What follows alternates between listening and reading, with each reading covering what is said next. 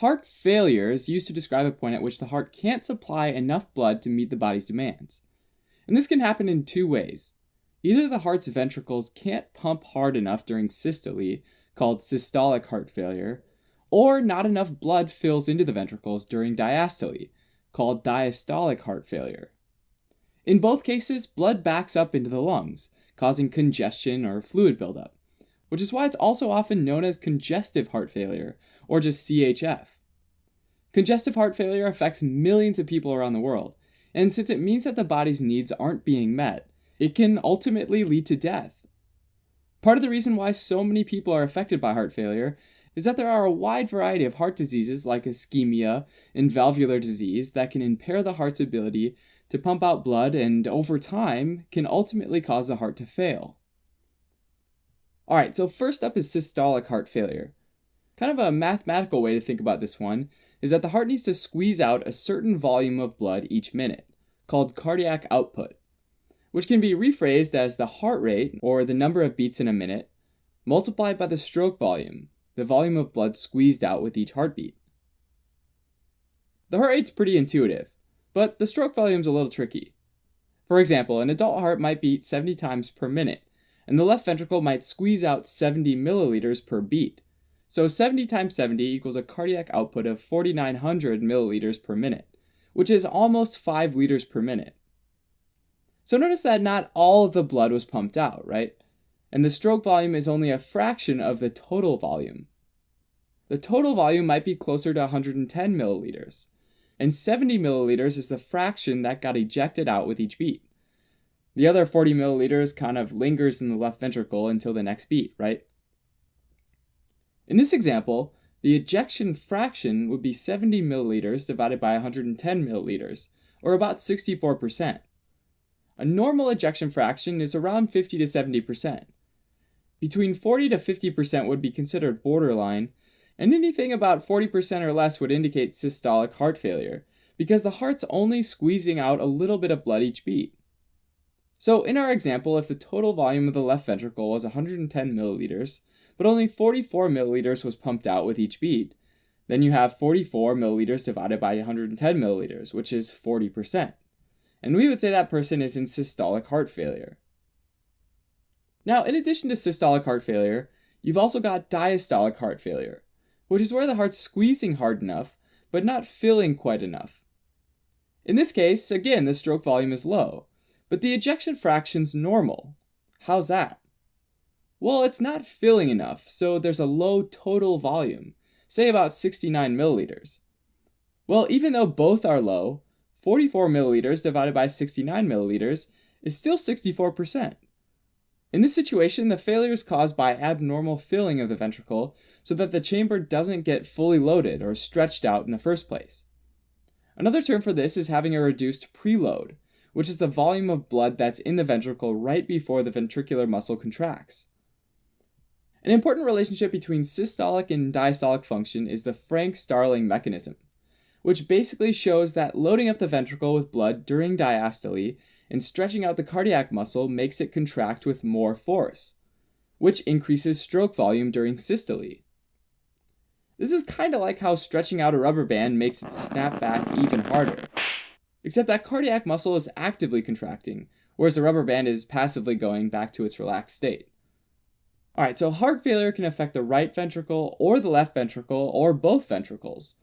So someone might have right-sided heart failure, left-sided heart failure, or both, which is called biventricular heart failure, each of which can have systolic or diastolic failure. Having said that, if less blood exits either ventricle, it'll affect the other since they work in series. So left-sided could cause right-sided, and vice versa. So these terms really refer to the primary problem affecting the heart, basically which one was first. Usually, left-sided heart failure is caused by systolic, or pumping, dysfunction. And this is typically due to some kind of damage to the myocardium, or the heart muscle, which means it can't contract as forcefully and pump blood as efficiently. Ischemic heart disease caused by coronary artery atherosclerosis, or plaque buildup, is the most common cause. In this case, less blood and oxygen gets through the coronary artery to the heart tissue, which damages the myocardium. Sometimes the coronary is blocked completely, and that person has a heart attack, they might be left with scar tissue that doesn't contract at all, which again means that the heart can't contract as forcefully. Long-standing hypertension is another common cause of heart failure. This is because as arterial pressure increases in the systemic circulation, it gets harder for the left ventricle to pump blood out into that hypertensive systemic circulation. To compensate, the left ventricle actually bulks up, and its muscles hypertrophy or grow so that the ventricle can contract with more force. The increase in muscle mass also means that there's a greater demand for oxygen, and to make things even worse, the coronaries get squeezed down by this extra muscle so that even less blood's delivered to the tissue. More demand and reduced supply means that some of the ventricular muscles starts to have weaker contractions, leading to systolic failure.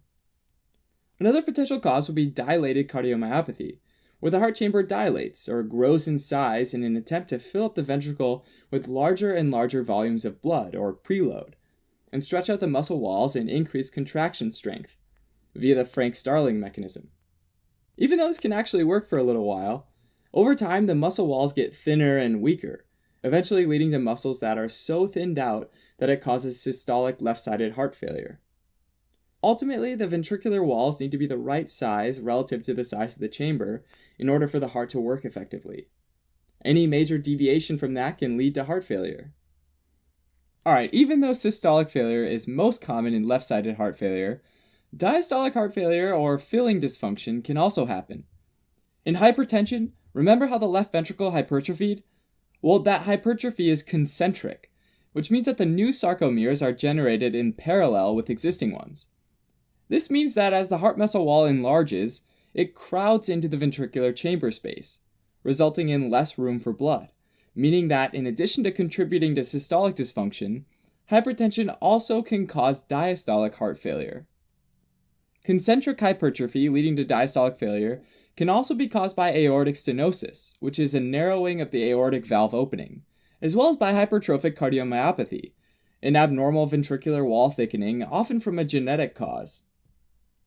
Restrictive cardiomyopathies are yet another cause. In this case, the heart muscle gets stiffer and less compliant, and therefore the left ventricle can't easily stretch out and fill with as much blood, which leads to diastolic heart failure.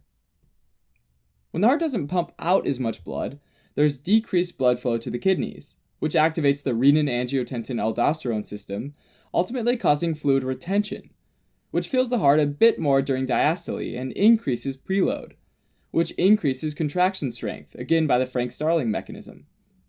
Unfortunately, just like the other strategies, in the long term, retaining fluid so that more fluid remains in the blood vessels typically leads to a large portion of it leaking into the tissues and can contribute to fluid buildup in the lungs and other parts of the body, which can worsen the symptoms of heart failure.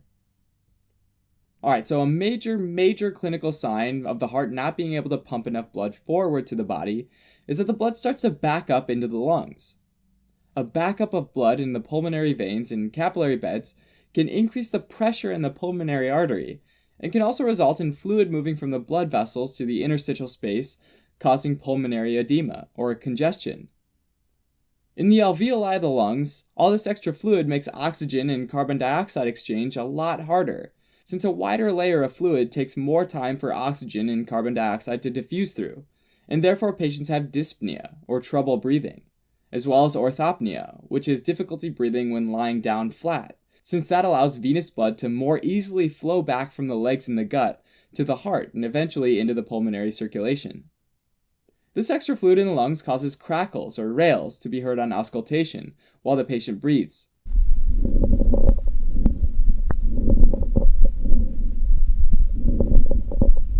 If enough fluid fills some of these capillaries in the lungs, they can actually rupture, leaking blood into the alveoli.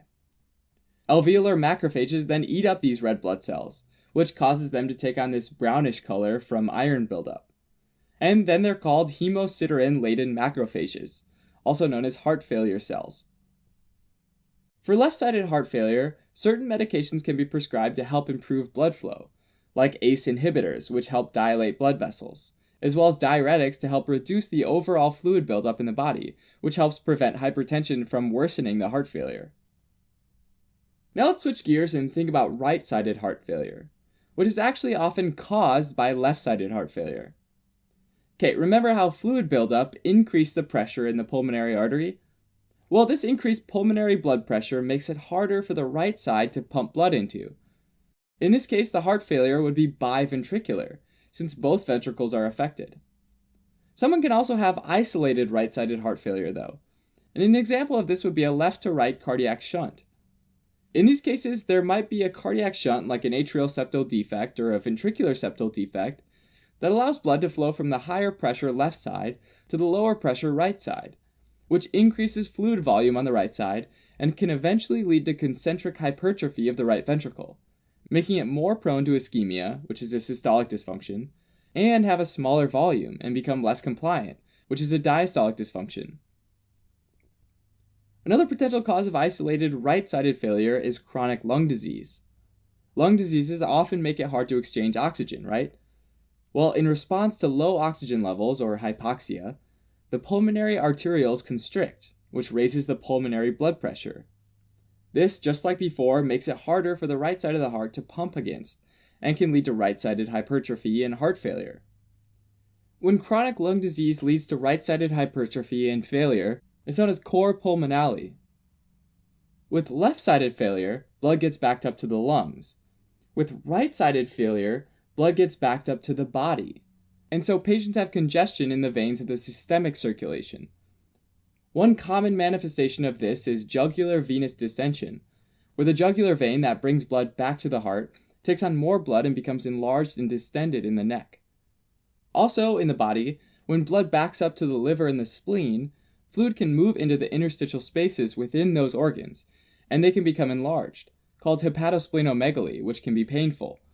And if the liver is congested for long periods of time, patients can eventually develop cirrhosis and liver failure, which would be called cardiac cirrhosis. Excess interstitial fluid near the surface of the liver and spleen can also move right out into the peritoneal space as well. And since that cavity can take a lot of fluid before there's any increase in pressure, a lot of fluid can build up in the peritoneal space, which is called ascites. Finally, fluid that backs up into the interstitial space of the soft tissue of the legs causes pitting edema, where the tissue is visibly swollen, and when you apply pressure to it, it leaves a pit, and takes a while to come back to its original place. This generally affects the legs in most people, because gravity generally causes the majority of the fluid to pool in the dependent parts of the body, which is the legs when you're standing, and the sacrum, essentially the lower back, when you're lying down. Right-sided heart failure will be treated similarly to left-sided heart failure, especially because it's often a result of left-sided heart failure. Therefore, medications like ACE inhibitors and diuretics might be prescribed. With heart failure, we saw that sometimes the muscle wall can stretch and thin out, or sometimes it can thicken and become ischemic. In either case, those heart cells get irritated, and this can lead to heart arrhythmias. With an arrhythmia, the ventricles don't contract and sink anymore, making them less able to pump blood out and worsening this whole situation. In some cases, patients might be prescribed with cardiac resynchronization therapy pacemakers, which can stimulate the ventricles to contract at the same time and potentially improve the blood pumped out. Alternatively, for heart failure in general, some people might have ventricular assist devices implanted, or VADs, which literally assist or help the heart pump blood. In end-stage situations, though, where other forms of treatment have failed, patients might have a heart transplant. Thanks for watching. You can help support us by donating on Patreon, or subscribing to our channel, or telling your friends about us on social media.